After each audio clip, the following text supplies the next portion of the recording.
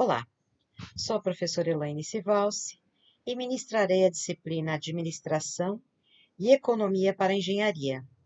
Bem, em virtude aí do isolamento pelo coronavírus, infelizmente nós não nos conhecemos presencialmente, mas semanalmente irei postar vídeos sobre o conteúdo das aulas e caso ainda fique alguma dúvida, converse comigo por e-mail, que está aqui no primeiro slide.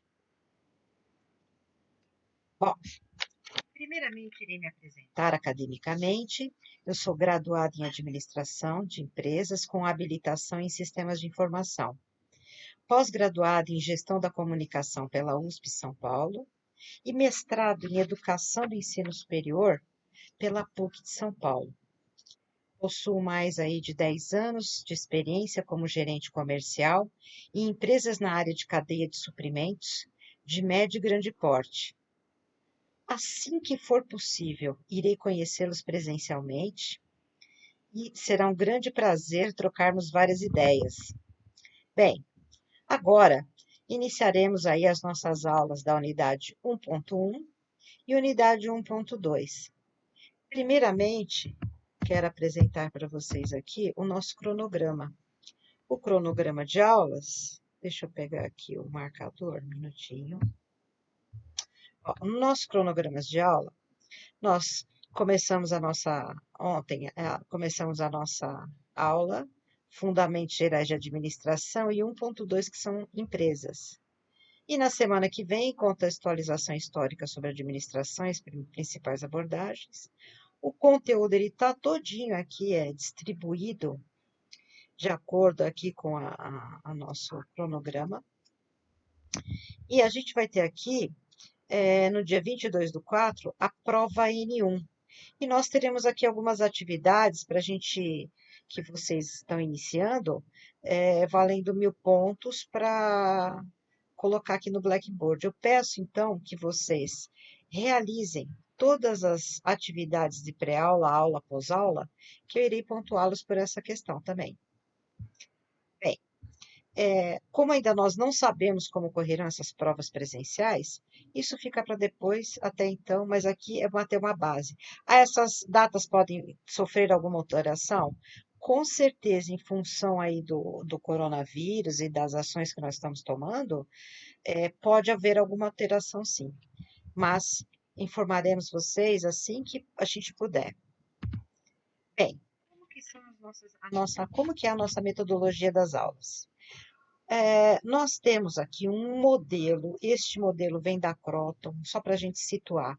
A Croton é o maior grupo educacional do planeta. Está presente em mais aí de 20 países. É uma empresa com um conceito e uma metodologia internacional na sua metodologia de aula. Ela conta com uma pré-aula, que está lá todo o conteúdo no AVA, onde vocês entram nesse ambiente e realizam a leitura do material. Então, tem vários materiais. Você tem lá web aula e outros conteúdos. Lá na pré-aula, acabou algumas atividades, vocês vão ter lá alguma avaliação, é a avaliação do que vocês aprenderam nessa pré-aula. Em seguida, nós vamos ter a aula presencial, que deveria ser presencial, mas em função dos acontecimentos, nós estamos fazendo isso online, né? Essa aula presencial, nós aprofundamos os conceitos e fazemos atividades em sala de aula para aplicar esse conhecimento adquirido. E na pós-aula, ou seja, vocês entram, acessam de novo o AVA e vão realizar os exercícios propostos para verificar como foi a aprendizagem de vocês. Qual que é a vantagem deste método? Aprendizagem significativa e ao longo do processo educacional. E em questão da metodologia de aula, eu quero até falar como educadora mesmo, né?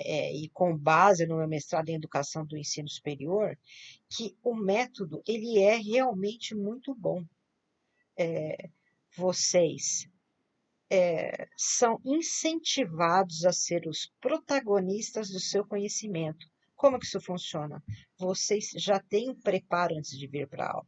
Quando a gente vem da aula para a aula direto e espera que o professor fale, fale, fale, fale, A aprendizagem ela não é tão significativa como você pesquisando, aprendendo antes. Quando você chega à aula, a gente vai colocar esse conhecimento em prático, discutir, tirar dúvidas e, por fim, você vai avaliar se aquilo que você fez ou não está bem, realizado, se você teve aprendizagem.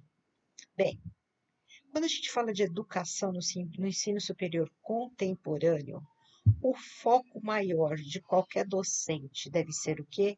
A aprendizagem do aluno e não o ensino focado no professor. Então, a minha preocupação com vocês sempre é e será a seguinte: como está sendo a aprendizagem deles? Eles estão aprendendo? Quais são as formas ou qual o método que a gente pode elaborar para que os alunos aprendam mais? Eu acho que aqui eu rapidamente expliquei o que que é essa metodologia, que é muito interessante se você realmente fizer de acordo. Bem, a unidade 1.1, Fundamentos Gerais sobre Administração, começaremos agora. Em seguida, falaremos das empresas. O objetivo dessa unidade é apresentar para você, aluno de engenharia, a importância dos conceitos da administração e também as condições que as coisas ocorrem, como funcionam do ponto de vista organizacional e como que isso vai influenciar as suas ações empresariais. Porque o engenheiro hoje, ele trabalha em diversos cenários externos e internos de uma empresa. E de forma a constituir ações práticas baseadas nos princípios da administração, alinhado com as características dos conceitos da engenharia, ou seja, o curso de engenharia, e o engenheiro hoje ele trabalha nas mais diversas áreas dentro de uma organização. E, por exemplo, ele pode trabalhar na área de recursos humanos, ele pode trabalhar na área de supply chain, da cadeia de suprimentos, ele pode trabalhar na área de financeira, na área de tecnologia da informação, em diversas áreas, como também na produção, marketing, e é importante para vocês conhecerem como que é o funcionamento da empresa. Bem, fundamentos gerais. A administração, em seu conceito básico, ela aplica técnicas com o intuito de estabelecer metas, ou seja, trabalhamos com metas e objetivos para obter resultados, de acordo com o que é venado. As áreas de administração, de uma forma genérica, nós temos aqui, ó, administração financeira, administração da produção, temos até curso de engenharia da produção, né? Administração pública, que são as empresas públicas, que necessitam de um tipo de gestão diferenciada. Administração de materiais, que está relacionado com a área também de cadeia de suprimentos dentro das organizações. Área de marketing, vendas, propaganda. Gestão de pessoas, que aqui está relacionado com a área de grande área de recursos humanos. Gestão sistêmica, ou seja, ter uma visão da empresa de forma sistêmica, como todos os departamentos se interrelacionam e como todo chamado empresa funciona, não só localmente, como globalmente, que a gente chama de visão sistêmica. A administração de sistemas de informação, que é a área de tecnologia, e hoje a gente sabe aí que a indústria 4.0 é uma disciplina que é a entrada da inteligência artificial na engenharia.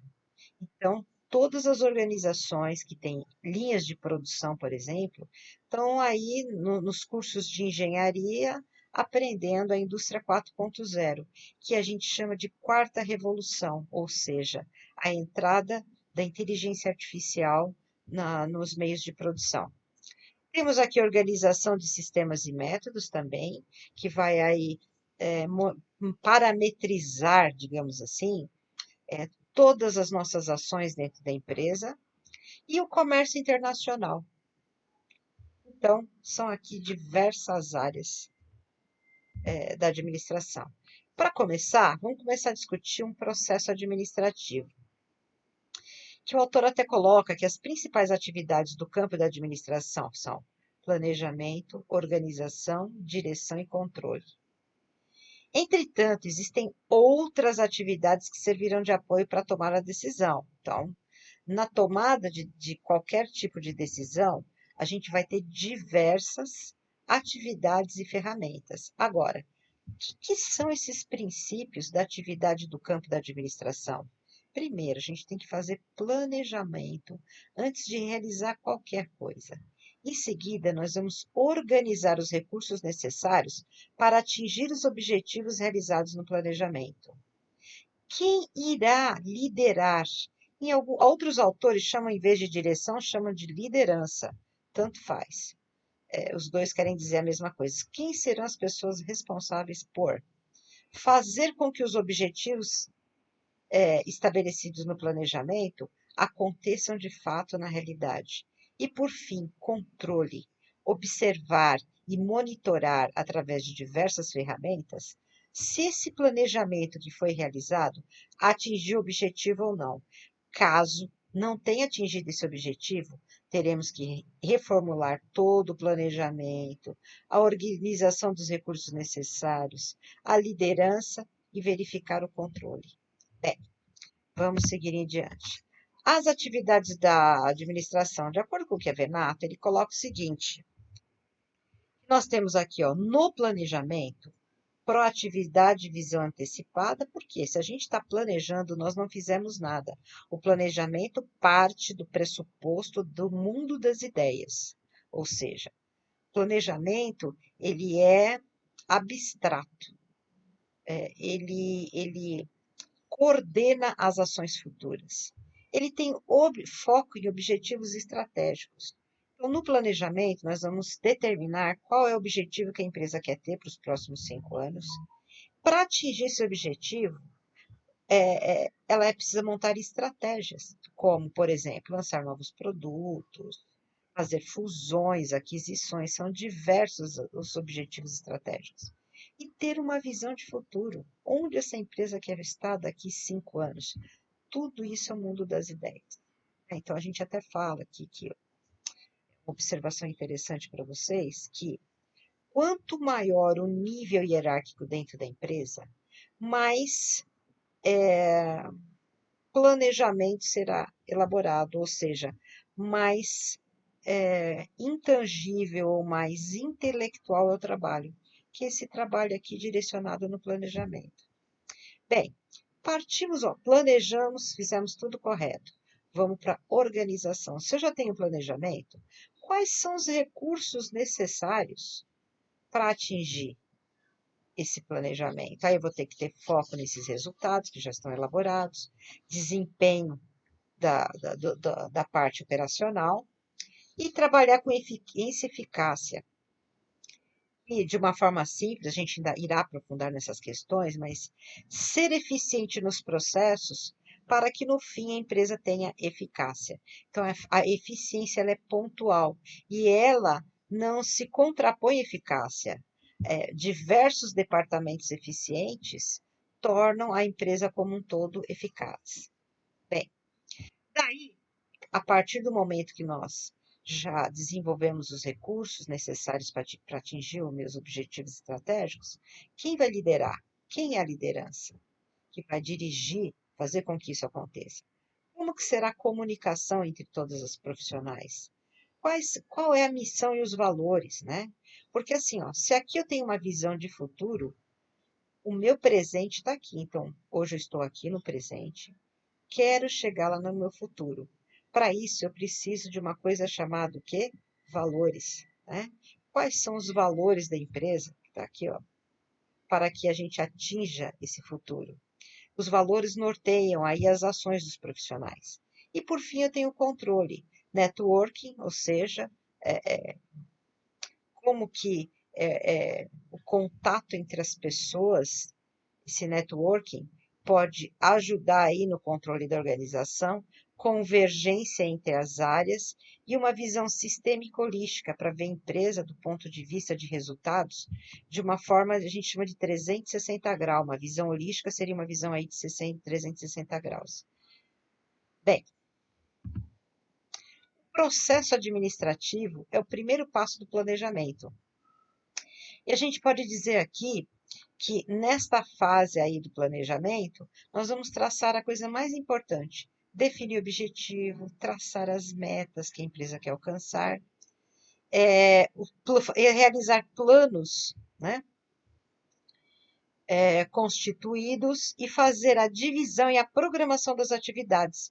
E cabe ressaltar que o engenheiro possui vantagem neste momento, por sua grande capacidade de sistematização, de ver os processos, ou seja, entrada, processamento, saída. A saída de um processo é a entrada de um outro, por isso que a gente chama aqui, ó, processo administrativo. E para facilitar esse processo de planejamento, a gente vai dividir em planejamento estratégico, ou seja, o que será feito daqui 5 anos do ponto de vista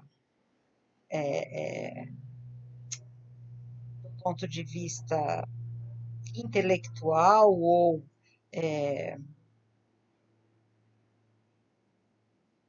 intangível ou preditivo, né? Quando a gente estabelece um planejamento para daqui 5 anos, a gente está fazendo uma previsão, criando um cenário futuro, criando o futuro propriamente dito. Já o tático está relacionado ao gerencial ou à prática. É colocar tudo que o estratégico elaborou na prática e o operacional é o planejamento para colocar o processo em prática, né? Então, o tático faz a interface entre o estratégico e o operacional. Ele toma para si todos os parâmetros do que foi definido no estratégico e traça diretrizes para operação. Bem, então vamos aqui para o planejamento estratégico. As empresas estudam as ações que serão aplicadas no longo prazo, o que faz com que toda a companhia seja envolvida. Então, se a gente está elaborando ações para daqui um longo prazo, 5 anos, tem que envolver realmente toda a empresa. E uma coisa aqui que é extremamente importante é avaliar o ambiente externo. Que é esse ambiente externo? Esse ambiente externo ele é formado pelos seguintes atores sociais. Nós temos no ambiente externo governo, sociedade, políticas e leis, temos meio ambiente e tecnologia. Todas essas variáveis do macroambiente, elas nos dão oportunidades e ameaças. E que ele aborda aqui, oportunidades e ameaças vindas dos concorrentes, fornecedores.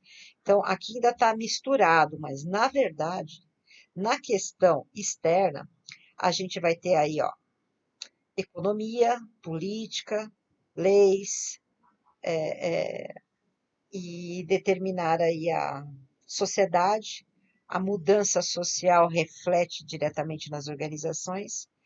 Depois que a gente avalia as ameaças e oportunidades do macroambiente, selecionamos algumas oportunidades e vamos para o ambiente interno, avaliar os pontos fortes e fracos da empresa com relação aos seus concorrentes. Então, é assim, mais ou menos assim. Observamos que existe uma grande oportunidade no macroambiente. A sociedade quer produtos mais simplificados, mais intuitivos. Isso sugere uma mudança em todo o tipo de eletroeletrônico. Bem, eu verifiquei essa oportunidade para utilizar uma nova tecnologia nos eletroeletrônicos. Visto isso, nós vamos para o ambiente interno fazer as seguintes perguntas. Nossa empresa está preparada para essa oportunidade? Temos a mão de obra qualificada para isso? Ou quando poderemos elaborar ou desenvolver essa mão de obra? Quantos anos isso demoraria? Teremos a matéria-prima necessária? Elas existem, essas matérias-primas? Ou ela é de difícil acesso? Esse produto teria um preço que as pessoas consumiriam ou ele seria totalmente inviável? Por isso que a gente primeiro vai para o ambiente externo, identifica a oportunidade, depois no ambiente interno, a empresa ou ela acata o projeto, ou ela aborta por inviabilidade. E assim é feito sucessivamente. Bem, o que é missão, visão, valores e objetivos? O autor aqui nos coloca que a missão é a condição, razão, motivo pelo qual a empresa existe. E, com o estabelecimento da sua razão de ser, a empresa já consegue ter uma visão de onde ela quer chegar. Por exemplo, a missão: ser a melhor empresa na área de projetos de engenharia civil.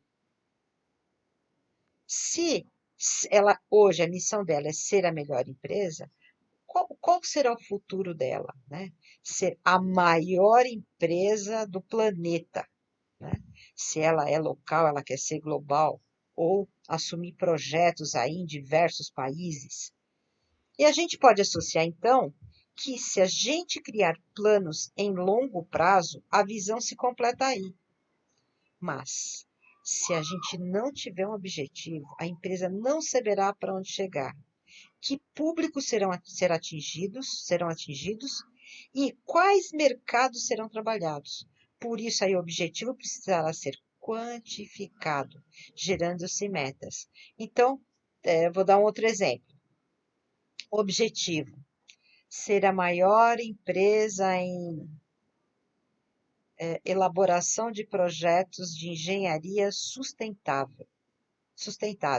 Ou seja, a empresa tem como valor dela a sustentabilidade do planeta. Então, ela vai fazer construções na engenharia civil com base na sustentabilidade do planeta.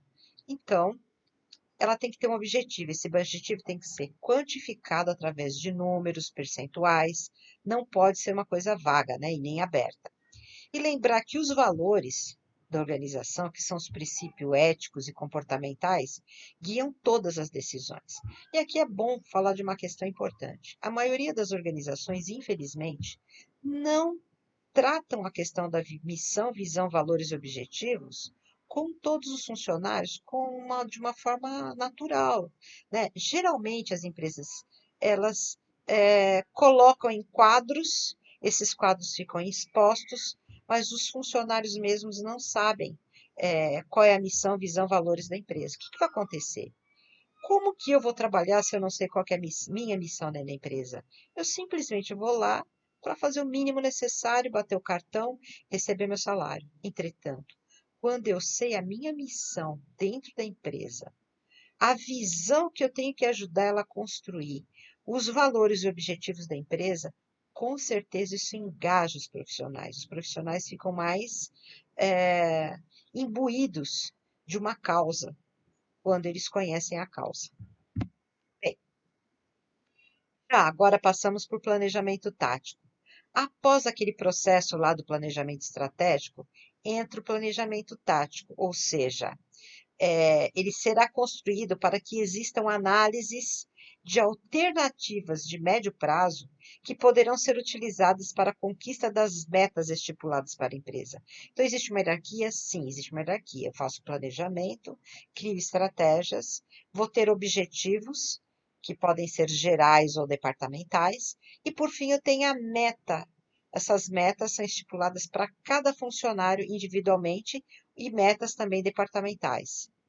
O planejamento tático ele tem a finalidade de especificar como cada departamento ajudará no alcance dos objetivos gerais da empresa, interligando o operacional e o estratégico. Lembra que eu falei que o tático é o nível gerencial e ele faz a interface entre o que faz o nível estratégico, o nível da diretoria, com a operação que coloca a mão na massa e que faz aquilo acontecer. Todos eles são extremamente importantes. Se eu não tiver um operacional bom, alinhado com os valores da empresa, com os objetivos, não adianta o resto. Porque se você promete algo, vende algo e não entrega o que você promete, com certeza a empresa não terá um bom resultado. Já o planejamento operacional, ele trabalha com operações de curto prazo. E para a gente até compreender isso, o operacional trabalha com prazo médio de imediato a um mês. O gerencial trabalha com prazos para tomada de decisão de meses a 2 anos. E o estratégico trabalha geralmente com prazos de 2 a 5 anos. Todos eles têm operacional, tático e estratégico. Ou seja, o operacional, ele tem o operacional do operacional, tático do operacional e o estratégico do operacional. E eu vou dar um exemplo prático para isso ficar mais claro. Eu tenho os profissionais, que são os gestores que colocam a mão na massa e fazem a produção de um produto ou serviço. Eles têm um nível tático, que seria um gerente operacional, que cuida dessa massa de profissionais. E existe um diretor operacional, que ele seria o nível estratégico da operação. Eu acredito que agora ficou mais claro, né? Bem, esse planejamento ele tem que ter cronograma, relação de tarefa, métodos, processos e programas para avaliação aí das ações de curto prazo, para que ela esteja em sintonia com os objetivos de médio e longo prazo. E, dentro desse conceito de operacional, tático e estratégico, todos eles trabalham juntos e tem que estar muito alinhado. Empresas onde há concorrência entre essas áreas ou algum tipo de disputa, a empresa perde com isso. Porque, na verdade, o que importa no final é o resultado final da organização, né? O que foi planejado no nível estratégico, o nível tático consiga viabilizar para que o operacional ele trabalhe sem nenhum tipo de problema. E para a gente compreender melhor um pouco isso, o nível operacional é aquele que põe a mão na massa. Ele tem que ter todas as respostas prontas. A gente chama até de nível estruturado. Tudo tem resposta pronta. Eu não posso, sei lá, estar numa linha de produção de um fast food e acabar o lanche, acabar o pão e a gente não está sabendo disso. Todo problema, acabou o pão, onde que eu pego onde que eu retiro esse pão para repor? Tudo isso tem que estar muito alinhado. A produção não pode parar nunca. Já no nível tático, a gente tem um prazo maior. Por quê? Porque eu vou dar um exemplo, um planejamento de vendas. A gente chama de semi-estruturado. Ele tem uma parte estruturada, que é o histórico de vendas, ou seja, tudo que acontece mês a mês, eu tenho histórico, isso é a minha parte tangível, que eu tenho de concreto. E tem uma parte não estruturada, que eu não sei o que vai acontecer. Por exemplo, eu faço um planejamento de vendas, como já todas as empresas fizeram agora. Veio um coronavírus, o que fez com o planejamento? Derrubou o planejamento de todas as empresas. Aliás, atualmente, todas as organizações estão reformulando seus planejamentos estratégico, tático, operacional, porque realmente nós estamos vivendo uma situação muito fora da normalidade. E faltou falar um pouquinho do estratégico, a gente chama de não estruturado, porque o estratégico, o nível estratégico, a diretoria, eles têm duas ações. Uma, controla o que eles fizeram há 5 anos atrás, ou seja, tudo que acontece na sua empresa hoje, em qualquer empresa, já foi planejado anteriormente. Então, o que eles fazem? Eles ficam controlando se o objetivo que ele traçou, de acordo com o tempo, está acontecendo. Então, ele controla o presente. E constrói o futuro. Ele está elaborando o planejamento para daqui 5 anos. Então, pesquisando, vendo tendências, mega tendências, novas tecnologias, o perfil do usuário, do cliente, do consumidor, questões demográficas. Nossa, gente, uma série de questões que ele fica traçando ou construindo aí esse futuro. Por isso que a gente chama de não estruturado, porque ele não tem nada de concreto na mão. Trabalha só com questões não estruturadas. O tático é semi-estruturado, porque ele presta serviços para a área de estratégico, então tem uma parte não estruturada e uma parte estruturada do operacional. Aqui estão os níveis, ó. Estratégico, decisões estratégicas, planejamento estratégico a longo prazo, médio prazo, nível tático, decisões gerenciais, e o nível operacional, decisões operacionais e planejamento operacional. Esses níveis de planejamento trabalham dessa forma. Bom, agora vamos entrar na questão da organização. Na fase de organização da empresa, todo e qualquer gestor ele vai ter que fazer a constituição dos níveis hierárquicos de comando ou verificar novas possibilidades de melhoria aos que já existem. Ou seja, como estão esses níveis de comando, né, esses níveis na organização que a gente acabou de falar anteriormente? Com isso, as estruturas organizacionais serão determinadas e os recursos que estão disponíveis, humanos e materiais, serão distribuídos. E para a gente melhor organizar e determinar as funções, surgem os organogramas, em que são estabelecidos e visualizadas as estruturas da empresa. Então, para conhecer melhor uma empresa, a gente vai trabalhar depois a questão do organograma, mas antes essa questão aqui, ó.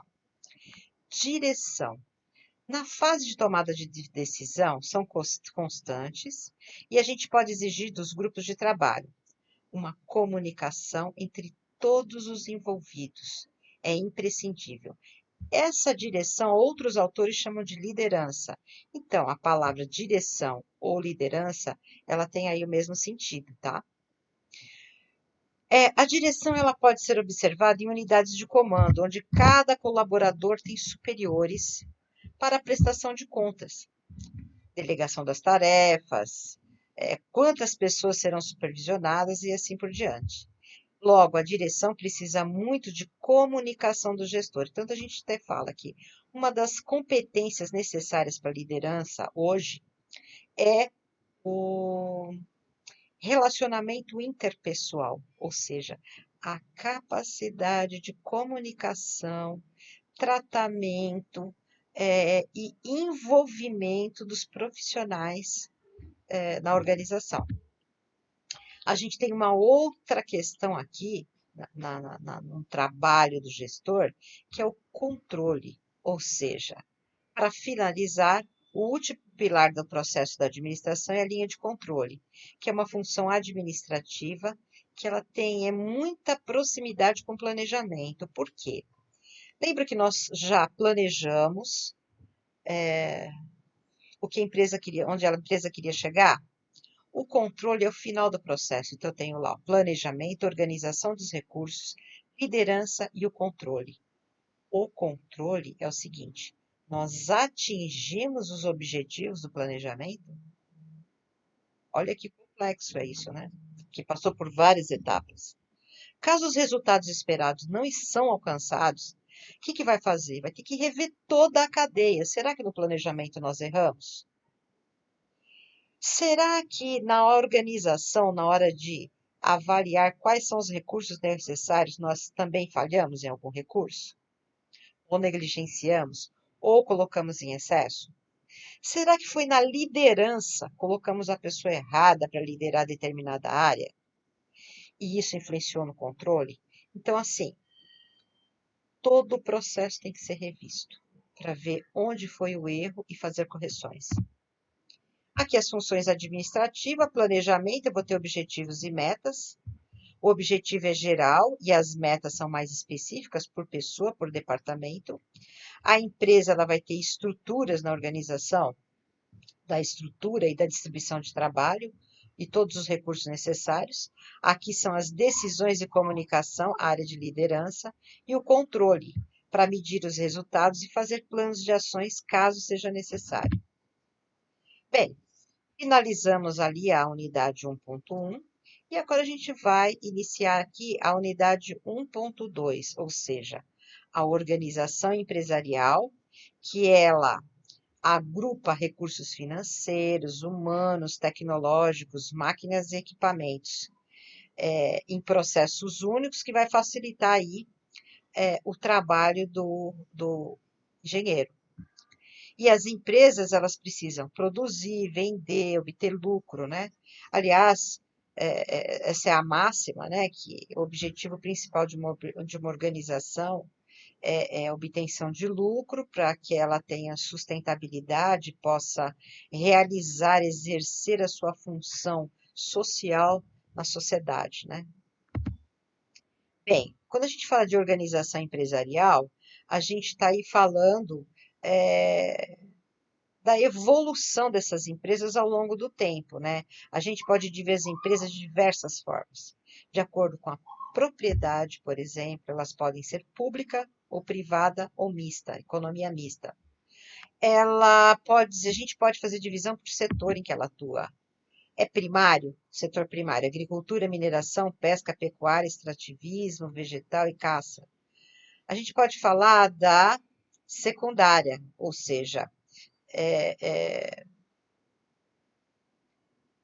transformam matéria-prima em produtos industrializados, né? Então, a primária, a gente tem ali o setor primário, a agricultura, seria o mais simples, digamos, de todos. O secundário já é transformação das matérias-primas em industrialização. E o terciário, que a gente chama de uma economia de serviços e comércio, que hoje, em vários países, inclusive no Brasil, a maior parcela que a gente tem aí, ela tem uma grande parcela, o setor terciário. Embora nas nossas exportações, nós tenhamos aqui no Brasil uma forte e intensa atividade no setor primário. Bom, a teoria da administração, ela aliou-se à teoria de sistemas. Para explicar isso, o autor coloca aqui para a gente a composição da palavra administração, já que ela é fruto da derivação do grego sum, com, e instemi, colocar junto. Então, sistema também tem relação direta com conjunto. Assim, sistema ele pode ser entendido como um conjunto de partes interdependentes que formam um todo complexo e possuem um objetivo. Para a gente compreender o que está acontecendo, vou aqui dar uma explicação mais detalhada. A partir da década de 90, a gente tem um marco, esse marco chama a Era da Informação e Conhecimento. Para a gente compreender mais, nós tivemos aqui diversas ondas, de acordo com alguns autores, Toffler, e quais foram essas ondas? Primeiro, a gente chama de revoluções. O homem, quando ele se fixa na Terra, começa a plantar e comer dessa terra. Nós vamos para uma segunda, que é a Revolução Industrial, que o poder é ter também terra, e vai para o maquinário e capital. E nós passamos para uma terceira revolução, que era da informação e conhecimento, que foi na década de 90. E eu estou falando assim, pessoal, a diferença entre elas é absurda na redução que a gente vem tendo. E já estamos na quarta revolução, que é a entrada da inteligência artificial nos meios produtivos. Bem, na década de 90 entra a teoria de sistemas. A teoria de sistemas causa uma revolução, por quê? Vou dar um exemplo, tentar dar um exemplo simples para ficar mais compreensível. Anterior a isso, nós não tínhamos computadores. Como que a gente estudava, por exemplo, algo, ou fazia pesquisa? Pegava um determinado objeto de estudo, dividia em partes, estudava todas essas partes. Quando a gente tinha domínio de todas essas partes, digamos, a gente conhecia aquele campo de estudo. Quando entra a teoria de sistemas, ela coloca um outro conceito, que é simples, mas até então ninguém tinha pensado nisso, que é assim, ó. O mundo ele é complexo e ele é feito de sistemas. Um sistema é um conjunto de partes interdependentes ou interrelacionadas que ela forma um todo complexo e que possui um objetivo. Então, vamos colocar essa teoria na prática para a gente entender a diferença de antes de 90 para depois de 90. Vou pegar uma empresa. A empresa é um conjunto de partes interdependentes. Sim, nós temos lá a área de marketing, área de recursos humanos, área de produção, administrativo, TI, financeiro, contábil. todas essas áreas formam um todo complexo, que é a empresa, e que possui um objetivo comum. Qual é o objetivo dessa empresa? O lucro. Esse sistema faz parte de outros sistemas. Então, o sistema empresa ele está inserido numa sociedade, ele está inserido numa localização geográfica, está muitas vezes atuando de forma local e global. Isso é visão sistêmica. Não vê simplesmente as partes, mas as partes e o efeito do todo, né? Por isso que ele chama um todo complexo. Vamos para outro exemplo, para ficar mais claro isso. Exemplo, o corpo humano. Então, o corpo humano é um sistema? Sim, ele é um sistema porque ele tem diversas partes. Sistema respiratório, digestivo, neurológico, gente, uma série de sistemas, de partes. Essas partes são interdependentes, pois uma depende da outra. Se uma parte falhar, falha o todo, certo? Você está com uma dor no dedinho, acabou seu dia, porque se aquilo vai te incomodar e você não vai conseguir pensar e realizar suas atividades. Então, eles formam um todo complexo, que é o corpo humano, que tem um objetivo. Qual o objetivo? Ser feliz, saudável, digamos isso, né? Bem, a gente pode dividir os sistemas entre sistemas físicos e abstratos. O sistema físico a gente chama que está ligado ao hardware, que até o pessoal brinca que a gente pode chutar, né? Que são as máquinas e os objetos. Já nós temos sistemas abstratos porque eu não posso tocar. Eu não posso tocar no Office. Eu não posso pegar o Word, tocar nele. Ele é abstrato. São planos e ideias. Então, aqui nós temos essa divisão entre físicos e abstratos. Aqui a gente tem um modelo genérico de sistema aberto. Então, todo sistema. Então, existem outra classificação. Os sistemas eles podem ser abertos ou fechados. Mais de 95% dos sistemas são abertos. O que é um sistema aberto? Recebe energia, transforma essa energia e na saída apresenta um produto diferente. Exemplo, a gente vai ter aqui de uma empresa. A empresa como um sistema aberto, ela tem entrada de informação, energia, recursos materiais, pessoas, transformam todas essas entradas em produtos e serviços, e a saída vai gerar ou informação, energia, recursos materiais para o ambiente. E isso volta, eu vou dar um exemplo prático, tá, pessoal? Para não ficar uma coisa muito diferente. Então, assim, o ambiente. A empresa, vamos pegar uma empresa de celular, ela vai ter informação, placas, bateria, pessoas para montagem, materiais. Aí esse celular é fabricado, montado as peças. A saída, eu vou ter na saída um produto acabado, né? Com todos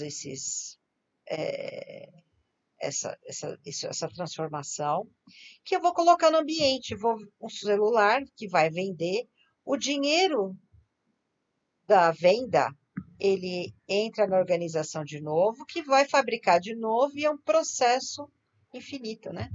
Então, o autor fala aqui que os modelos de um sistema aberto, empresas, é quando pensa em sua natureza, podem ser classificados aberto e fechado. Então, vou falar um pouquinho só para curiosidade do que é um sistema fechado. É um sistema que não recebe nenhum tipo de energia, ele não faz nenhum tipo de transformação. É até muito difícil de explicar sistemas fechados.